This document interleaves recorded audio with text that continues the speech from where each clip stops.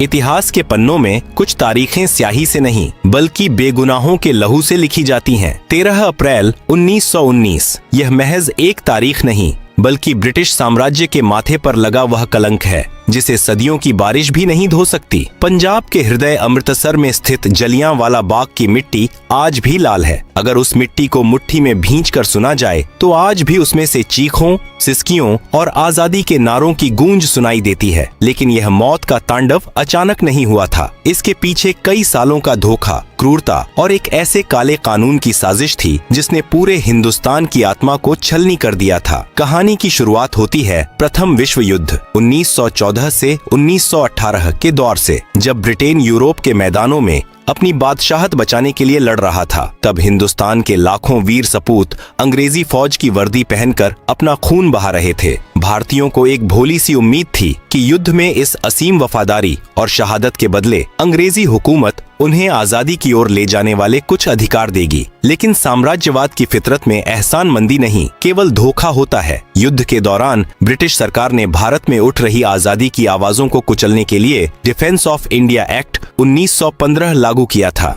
यह एक आपातकालीन कानून था जिसके तहत पुलिस को असीमित ताकतें दे दी गई थीं। बिना किसी वारंट के गिरफ्तारी, बिना मुकदमे के जेल, यह सब आम बात हो गई थी। भारतीयों ने इसे युद्ध के समय की मजबूरी समझकर बर्दाश्त कर लिया। लेकिन जब 1918 में युद्ध समाप्त हुआ तो अंग्रेजों ने अपना असली रंग दिखाया। आजादी या रियायत देना तो दूर, उन्होंने भारतीयों के सीने पर एक और खंजर उतार दिया, रॉलेट एक्ट। सिडनी रॉलेट की अध्यक्षता वाली समिति ने डिफेंस ऑफ इंडिया एक्ट की क्रूरताओं को स्थायी बना दिया। फरवरी 1919 में इंपीरियल लेजिस्लेटिव काउंसिल में भारतीय सदस्यों के कड़े विरोध के बावजूद इस बिल को जबरन पास कर दिया गया। यह कोई आम कानून नहीं था, यह एक ऐसा फंदा था जिसे हर हिंदुस्तानी के गले में डाल दिया गया था। इस कानून का एक ही खौफनाक नारा था, ना दलील, न वकील, न अपील। रॉलेट एक्ट के तहत किसी भी भारतीय को महज शक के आधार पर आतंकी घोषित कर 2 साल तक बिना ट्रायल के जेल की कोठरी में सड़ाया जा सकता था। प्रेस की आजादी का गला घोंट दिया गया। किसी भी सार्वजनिक सभा पर पाबंदी लगा दी गई। पुलिस को बिना वारंट किसी के भी घर में घुसकर तलाशी लेने का अंधा अधिकार मिल गया। अंग्रेजों का मकसद साफ था, हिंदुस्तानियों के दिलों में एक ऐसा खौफ पैदा करना कि कोई भी आजादी का ख्वाब देखने की जुर्रत न कर सके। लेकिन अंग्रेज भूल गए थे कि जब जुल्म अपनी हदें पार करता है तो बगावत को जन्म देता है। पूरे हिंदुस्तान में गुस्से का ज्वालामुखी फट पड़ा। इसी सुलगती आग के बीच महात्मा गांधी ने एक राष्ट्रव्यापी सत्याग्रह का शंखनाद कर दिया। 6 अप्रैल 1919 के दिन पूरे भारत में एक अभूतपूर्व हड़ताल बुलाई गई। क्या कश्मीर, क्या कन्याकुमारी, देश की सड़कें सूनी हो गईं, दुकानें बंद कर दी गईं, लेकिन लोगों के दिलों की धड़कनें आजादी के नारों के साथ तेज हो गईं। इस आंदोलन को डॉक्टर राजेंद्र प्रसाद, सरदार वल्लभ भाई पटेल और जवाहरलाल नेहरू जैसे दिग्गज नेताओं का साथ मिला। इस बगावत का सबसे बड़ा केंद्र बनकर उभरा पंजाब। पंजाबियों का खून उबल रहा था। 9 अप्रैल 1919 रामनवमी का पवित्र दिन था। अमृतसर की सड़कों पर एक ऐसा नजारा दिखा जिसने ब्रिटिश हुकूमत की रातों की नींद उड़ा दी। हिंदू और मुसलमान, जो अंग्रेजों की फूट डालो और राज करो की नीति का सबसे बड़ा शिकार माने जाते थे, आज एक साथ कंधे से कंधा मिलाकर चल रहे थे। मुसलमानों ने तुर्की के सैनिकों जैसे लिबास पहन रखे थे और वे हिंदुओं के साथ एक ही बर्तन से पानी पी रहे थे। यह सिर्फ एक जुलूस नहीं था, यह भारत की एकता का वह महासागर था जिसमें अंग्रेजी राज डूबने वाला था। अमृतसर में इस शांतिपूर्ण लेकिन विशाल आंदोलन का नेतृत्व कर रहे थे 2 बेहद लोकप्रिय नेता, डॉक्टर सत्यपाल और डॉक्टर सैफुद्दीन किचलू। इन दोनों नेताओं की आवाज पर अमृतसर की जनता अपनी जान छिड़कती थी। अंग्रेजों को यह हिंदू मुस्लिम एकता और इन नेताओं का बढ़ता कद किसी खौफनाक सपने जैसा लग रहा था। बौखलाई हुई अंग्रेजी हुकूमत ने कायरता का सहारा लिया। 10 अप्रैल 1919 की सुबह डिप्टी कमिश्नर ने चालाकी से डॉक्टर सत्यपाल और डॉक्टर किचलू को अपने घर बुलाया और उन्हें धोखे से गिरफ्तार कर लिया। उन्हें गुपचुप तरीके से शहर से बाहर निकालकर धर्मशाला की जेल में भेज दिया गया। उधर पंजाब की स्थिति का जायजा लेने आ रहे महात्मा गांधी को भी पलवल रेलवे स्टेशन पर ट्रेन से उतारकर गिरफ्तार कर लिया गया और उनके पंजाब प्रवेश पर प्रतिबंध लगा दिया गया। अंग्रेजों को लगा कि नेताओं को रातों रात गायब कर देने से जनता डर कर अपने घरों में छुप जाएगी, लेकिन यह उनकी सबसे बड़ी भूल थी। जैसे ही डॉक्टर सत्यपाल और डॉक्टर किचलू की गिरफ्तारी की खबर अमृतसर की सड़कों पर फैली, शहर का माहौल बारूद के ढेर में तब्दील हो गया। अपने चहेते नेताओं की रिहाई की मांग को लेकर करीब 50,000 निहत्थे लोग सिविल लाइंस की तरफ बढ़ने लगे। एक तरफ आजादी के दीवाने निहत्थे भारतीय थे और दूसरी तरफ संगीने ताने खड़ी क्रूर अंग्रेजी पुलिस। अब अमृतसर की सड़कों पर खून बहना तय था और इसी खून की गंध सूंघते हुए एक ऐसा जल्लाद अमृतसर की तरफ कदम बढ़ा रहा था जिसका नाम इतिहास में हमेशा के लिए नफरत का पर्याय बनने वाला था, जनरल रेजिनाल्ड डायर। 10 अप्रैल 1919 का सूरज जब अमृतसर के आसमान पर उगा तो किसी ने सपने में भी नहीं सोचा था कि यह अपने साथ खून की बारिश लेकर आया है। शहर के दो सबसे महबूब नेताओं डॉक्टर सत्यपाल और डॉक्टर सैफुद्दीन किचलू के अचानक गायब कर दिए जाने से जनता के दिलों में एक गहरा आघात लगा था। हजारों की संख्या में लोग, जिनमें महिलाएं, बुजुर्ग और युवा शामिल थे, अपने नेताओं का हाल जानने के लिए डिप्टी कमिश्नर के बंगले की तरफ कूच कर रहे थे। उनका मकसद कोई दंगा या फसाद करना नहीं था, वे बस अपने रहनुमाओं की सलामती की भीख मांग रहे थे और उन्हें आजाद करने की गुहार लगा रहे थे।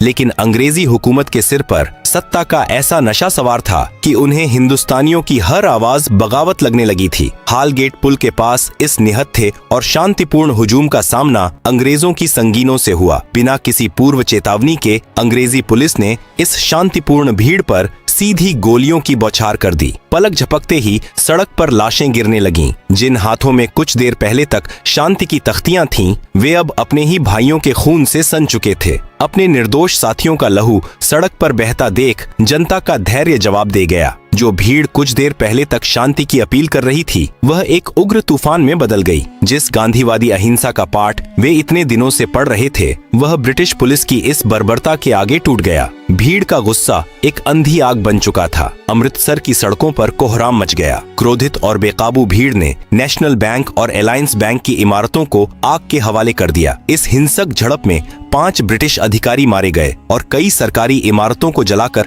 खाक कर दिया गया। लेकिन इसी दिन एक ऐसी घटना घटी जिसने अंग्रेजों के भीतर बदले की सबसे भयानक और अमानवीय आग को जन्म दिया। यह थी मार्सेला शेरवुड की घटना। मार्सेला शेरवुड नाम की एक अंग्रेज मिशनरी महिला साइकिल से एक संकरी गली से गुजर रही थी। तभी बेकाबू भीड़ ने उस पर हमला कर दिया और उसे बुरी तरह पीटा। हालांकि कुछ स्थानीय भारतीयों ने ही अपनी जान पर खेलकर उस अंग्रेज महिला को बचाया और उसे सुरक्षित स्थान पर पहुंचाया, लेकिन यह घटना ब्रिटिश हुकूमत के घमंड पर एक बहुत बड़ा प्रहार थी। गोरे अंग्रेजों के लिए यह बात असहनीय थी कि उनके पवित्र रंग पर किसी गुलाम हिंदुस्तानी ने हाथ उठाने की जुर्रत कैसे की। इसी सुलगते हुए माहौल के बीच 11 अप्रैल को जालंधर से एक खूंखार ब्रिटिश सैन्य अधिकारी को अमृतसर का नियंत्रण सौंपने के लिए बुलाया गया। यह था brigadier general Reginald Dyer. Dyer कोई आम फौजी नहीं था। वह साम्राज्यवाद के गुरूर, नस्लभेदी मानसिकता और हिंदुस्तानियों के प्रति बेइंतहा नफरत से भरा हुआ एक क्रूर इंसान था। जब उसने मार्सेला शेरवुड पर हुए हमले के बारे में सुना तो उसकी आंखों में खून उतर आया। डायर ने अमृतसर पहुंचते ही शहर को एक छावनी में तब्दील कर दिया। उसने शहर की बिजली और पानी की आपूर्ति कटवा दी। 12 अप्रैल की शाम तक उसने शहर में मुनादी करवा दी कि 4 से ज्यादा लोग एक जगह पर इकट्ठे नहीं हो सकते। यह एक तरह का अघोषित मार्शल लॉ था। लेकिन डायर की चालाकी देखिए, यह मुनादी शहर के बहुत छोटे हिस्से में की गई थी। ग्रामीण इलाकों से आने वाले किसानों और आम लोगों को इस तानाशाही फरमान की कोई भनक तक नहीं थी। डायर का इरादा सिर्फ शांति बहाल करना नहीं था, वह तो हिंदुस्तानियों को एक ऐसा खौफनाक सबक सिखाना चाहता था जिसकी गूंज आने वाली पीढ़ियों तक सुनाई दे। और फिर आई 13 अप्रैल 1919 की वह मनहूस सुबह। यह पंजाब के सबसे बड़े त्योहार बैसाखी का दिन था। सदियों से बैसाखी का यह पावन दिन खुशियों, नई फसल के कटने की उम्मीदों और भाईचारे का प्रतीक रहा था। दूर दराज के गांवों से किसान अपनी पत्नियों और छोटे छोटे बच्चों की उंगलियां थामे नए नए कपड़े पहनकर अमृतसर के स्वर्ण मंदिर में मत्था टेकने आ रहे थे। पूरे शहर में एक तरफ त्योहार की रौनक और उल्लास था तो दूसरी तरफ अंग्रेजी बंदूकों का खामोश और खूंखार पहरा। स्वर्ण मंदिर के ठीक बगल में एक 6.5 एकड़ का मैदान था, जलियांवाला बाग। यह कोई खूबसूरत बगीचा नहीं था, बल्कि चारों तरफ से ऊंचे ऊंचे मकानों और पक्की दीवारों से घिरा हुआ एक मैदान था। इसके अंदर जाने और बाहर निकलने के लिए बस एक ही बहुत संकरा सा रास्ता था। जो गांव वाले मीलों का सफर तय करके अमृतसर आए थे, वे स्वर्ण मंदिर में दर्शन करने के बाद सुस्ताने के लिए इस जलियांवाला बाग में आकर बैठने लगे। कोई पेड़ की छांव में अपने बच्चों को रोटियां खिला रहा था, कोई कुएं के पास बैठकर अपनी थकान मिटा रहा था, तो कोई मेले के खिलौने खरीद रहा था। उसी दिन शाम के वक्त रॉलेट एक्ट के काले कानून और अपने नेताओं की गिरफ्तारी के विरोध में शहर के कुछ स्थानीय नेताओं ने उसी जलियांवाला बाग में एक शांतिपूर्ण सभा का आयोजन किया था। धीरे धीरे वहां लोगों की भीड़ बढ़ने लगी। क्या हिंदू, क्या मुस्लिम, क्या सिख, सभी धर्मों और हर उम्र के लोग उस बाग में मौजूद थे। शाम के करीब 4:30 बज रहे थे और उस मैदान में लगभग 15,000 से 20,000 लोगों का हुजूम जमा हो चुका था। एक लकड़ी के मंच पर खड़े होकर नेता शांति, एकता और देश प्रेम के भाषण दे रहे थे। हवा में आजादी की मीठी मीठी सुगबुगाहट थी। उन निहत्थे और मासूम चेहरों को इस बात का रत्ती भर भी अंदाजा नहीं था कि उनके सिरों के ऊपर आसमान में एक ब्रिटिश हवाई जहाज मंडराते हुए उनकी गिनती कर रहा है और उनकी मौत का फरमान लिख रहा है। वे नहीं जानते थे कि मौत एक खाकी वर्दी पहनकर हथियारों से लैस होकर उसी एक संकरे रास्ते से उनकी तरफ बढ़ रही है। जनरल डायर को जैसे ही इस विशाल सभा की खबर मिली, उसके चेहरे पर एक शैतानी मुस्कान तैर गई। उसे वह मौका मिल गया था जिसकी उसे तलाश थी, एक ऐसा नरसंहार करने का मौका जो ब्रिटिश ताज के आगे सिर उठाने वाले हर हिंदुस्तानी की रूह कंपा दे। उसने अपनी राइफलों को लोड करवाया और अपने 90 गोरखा और बलूच सैनिकों की टुकड़ी के साथ जलियांवाला बाग की तरफ कूच कर दिया। सूरज धीरे धीरे पश्चिम की ओर ढल रहा था। बैसाखी की उस सुनहरी शाम में जलियांवाला बाग का माहौल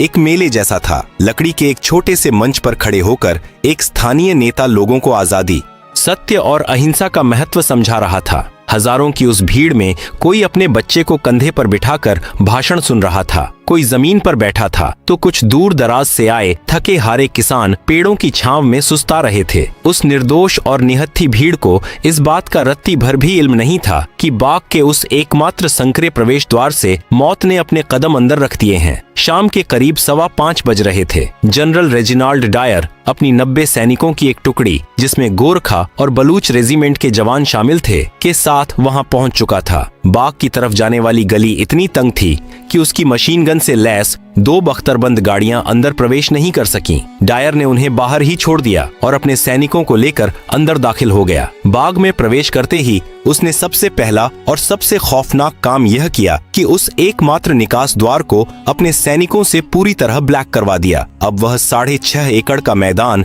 एक विशाल बूचड़खाने में तब्दील हो चुका था, जिसके अंदर 20,000 बेगुनाह हिंदुस्तानी किसी पिंजरे में कैद परिंदों की तरह फंस चुके थे। डायर के सीने में इंसानियत नाम की कोई चीज नहीं बची थी। उसने भीड़ को तितर बितर होने के लिए ना तो कोई चेतावनी दी, ना हवा में कोई हवाई फायर किया और ना ही किसी मुनादी का सहारा लिया। उसका मकसद उस भीड़ को वहां से भगाना नहीं, बल्कि उन्हें हमेशा के लिए सुलाना था। उसने एक ठंडी और बेरहम निगाह से उस अपार भीड़ को देखा और अपने सैनिकों को पोजीशन लेने का इशारा किया। अगली ही पंक्ति में खड़े 50 राइफलधारी सैनिक अपने घुटनों के बल जमीन पर बैठ गए और उन्होंने अपनी ली एनफील्ड राइफलों की ठंडी नालें उस अनजान भीड़ की तरफ तान दी। डायर के होंठ हिले और उसके मुंह से वह खौफनाक लफ्ज निकला जिसने हिंदुस्तान के इतिहास को लहूलुहान कर दिया। फायर! फायर का आदेश गूंजते ही जलियांवाला बाग गोलियों की गगनभेदी गड़गड़ाहट से दहल उठा। हवा को चीरती हुई शीशे की गर्म गोलियां सीधे हिंदुस्तानियों के सीनों में ढंसने लगीं। जो लोग कुछ सेकंड पहले तक शांति से बैठे थे, वे अचानक खून से लथपथ होकर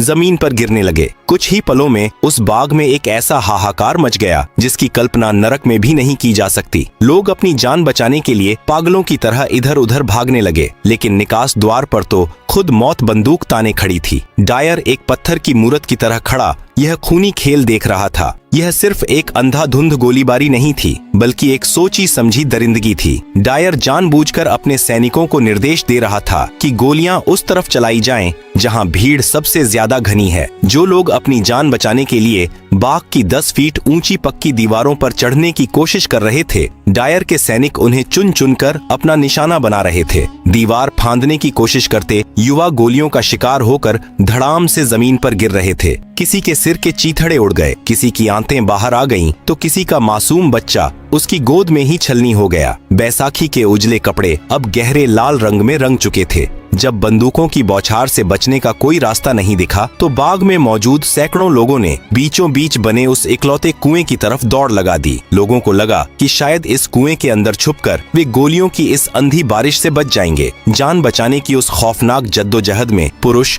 महिलाएं और बच्चे सब एक के ऊपर एक उस गहरे कुएं में छलांग लगाने लगे। लेकिन वह कुआं भी मौत का कुआं बन गया। देखते ही देखते वह कुआं इंसानी लाशों और तड़पते जिंदों से ऊपर तक भर गया। दम घुटने और कुचले जाने से वहां एक अलग ही दर्दनाक मौत ने अपना तांडव किया। बाद में जब उस कुएं से लाशें निकाली गईं, तो उसमें से 120 बेजान शरीर बाहर आए थे। पूरे 10 मिनट इतिहास के पन्नों में दर्ज ये वो 10 मिनट थे जब समय भी अपनी आंखें बंद करके खून के आंसू रो रहा था। उन 10 मिनटों में डायर के सैनिकों ने बिना रुके 1650 राउंड गोलियां दागीं। यह अंधी फायरिंग तब जाकर रुकी जब सैनिकों की गोलियां लगभग खत्म होने को आ गईं। फायरिंग थमने के बाद का नजारा और भी ज्यादा भयानक था। बाग की जमीन पूरी तरह से खून के दलदल में बदल चुकी थी। हवा में बारूद की गंध और खून की महक घुल गई थी। आधिकारिक आंकड़ों ने भले ही झूठ बोला हो, लेकिन उस दिन 1000 से ज्यादा लोग अपनी जान गंवा चुके थे और 2000 से ज्यादा लोग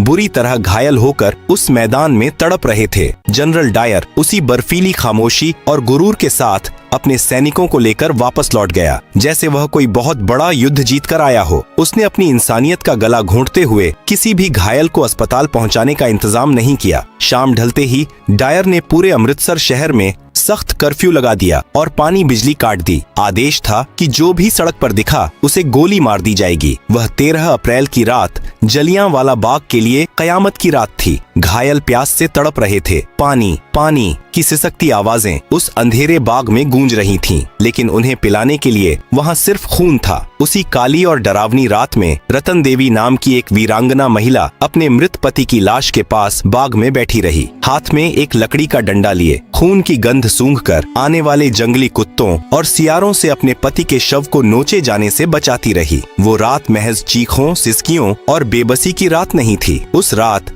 जलियांवाला बाग की खून से सनी मिट्टी ने आजादी के लिए एक ऐसा बीज बो दिया था जिससे उठने वाला तूफान अब ब्रिटिश साम्राज्य की जड़ों को उखाड़ फेंकने वाला था। उस रात हिंदुस्तान का हर कोना रोया था, लेकिन उन आंसुओं में अब डर नहीं, बल्कि इंतकाम की वह भयानक आग थी जिसे बुझा पाना अब अंग्रेजों के बस में नहीं था। 14 अप्रैल की सुबह जब अमृतसर में सूरज निकला तो उसकी किरणें भी बाग में बिखरी लाशों को देखकर सहम गई होंगी, लेकिन अंग्रेजों ने अपनी बर्बरता यही नहीं रोकी। इस नरसंहार के तुरंत बाद पूरे पंजाब में मार्शल लॉ लागू कर दिया गया। हिंदुस्तानियों को सड़कों पर पेट के बल रेंगने के लिए मजबूर किया गया। सरेआम कोड़े मारे गए और अमानवीय यातनाएं दी गईं। पंजाब को एक खौफनाक खुली जेल में तब्दील कर दिया गया था। जब इस भीषण नरसंहार की खबर देश और दुनिया में फैली तो ब्रिटिश सरकार ने दुनिया की आंखों में धूल झोंकने के लिए डिसऑर्डर्स इंक्वायरी कमेटी यानी हंटर कमीशन का गठन किया। यह न्याय का नहीं बल्कि बेशर्मी का एक ऐसा नाटक था जिसने जले पर नमक छिड़कने का काम किया।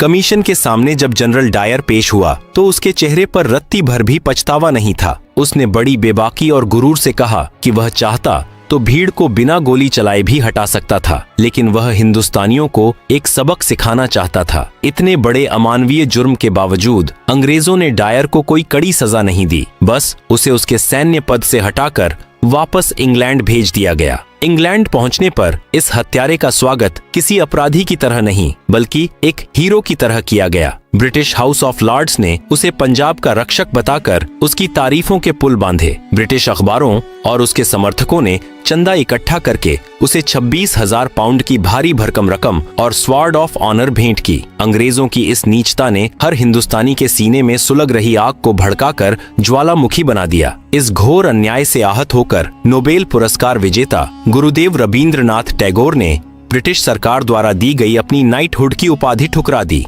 उन्होंने वायसराय को लिखे एक कड़े पत्र में कहा कि अब समय आ गया है जब सम्मान के ये तमगे हमारे अपमान के संदर्भ में हमारी शर्म को और बढ़ा देते हैं। उधर महात्मा गांधी ने भी अंग्रेजों से मिले कैसर-ए-हिंद पदक को वापस लौटा दिया। अब आजादी की लड़ाई केवल अधिकारों की मांग नहीं रह गई थी, यह अब आर पार की जंग बन चुकी थी। जलियांवाला बाग की इस खून से सनी मिट्टी ने भारत को ऐसे दो वीर सपूत दिए जिनकी गूंज से ब्रिटिश साम्राज्य की जड़ें हमेशा के लिए हिलने वाली थीं। जब इस नरसंहार की खबर लाहौर के पास स्थित एक स्कूल में पहुंची तो वहां पढ़ने वाला एक 12 साल का लड़का स्कूल छोड़कर सीधा अमृतसर की तरफ भाग खड़ा हुआ। वह बच्चा कोई और नहीं बल्कि भविष्य के शहीद-ए-आजम भगत सिंह थे। उस छोटे से बच्चे ने जलियांवाला बाग पहुंचकर वहां की लाल मिट्टी को अपने मासूम हाथों में उठाया, उसे एक कांच की शीशी में भरा और कसम खाई कि वह अपने देश को इन जालिमों के चंगुल से आजाद कराकर ही दम लेगा।